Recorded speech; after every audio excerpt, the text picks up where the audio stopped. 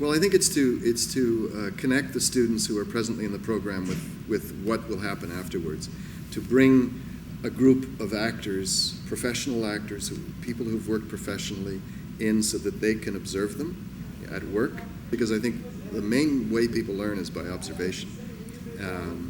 And also to give them an opportunity to talk to the actors, to be sort of mentored by them, to some extent coached by them, work with them by bringing them into class.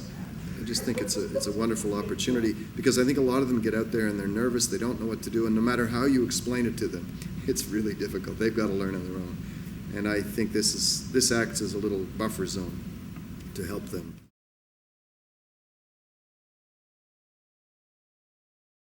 There was one girl who came, I guess about a week and a half ago in first year, a good student, and she was sitting beside me during the rehearsal, and she whispered something to me as the actors were working, and I didn't quite get it, and I sort of said pardon, and anyway I said we'll talk after, and after we had a break I said, what were you going to say? And she was trying to understand what the difference was between their approach and her approach in acting class.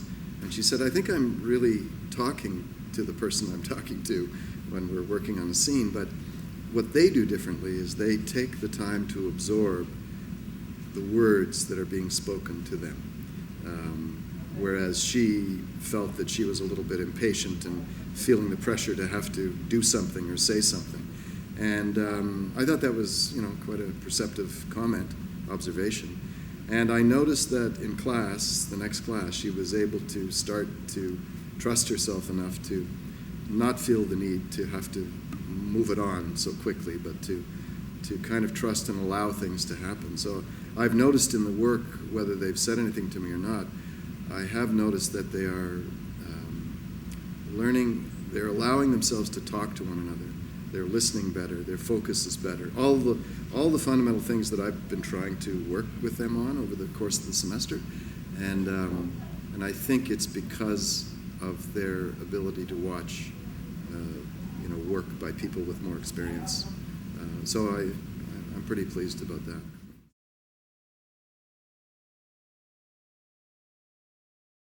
Well, first of all, it's an Arthur Miller play, and I love Arthur Miller plays. And I think I love them because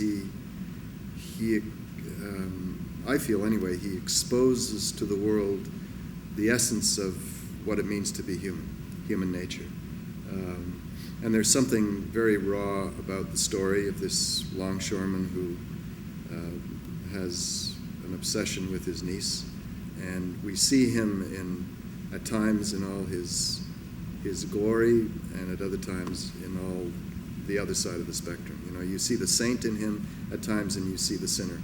And I like that because it's the truth about it. Any one of us could go there.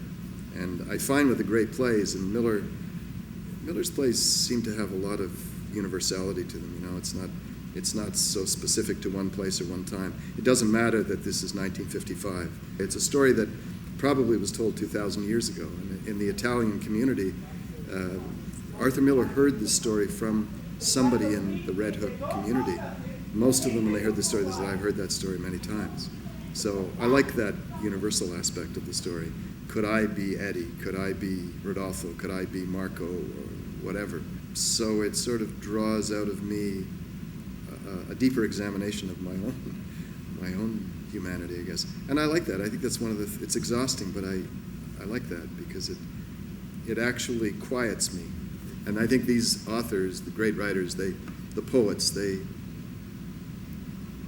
get to that. Like Thornton Wilder in Our Town, one of the characters, Emily, asks him, does anybody ever really appreciate life? I'm paraphrasing, but, and he says, and I love this is one of the greatest lines in theater, I think he says, no, not really.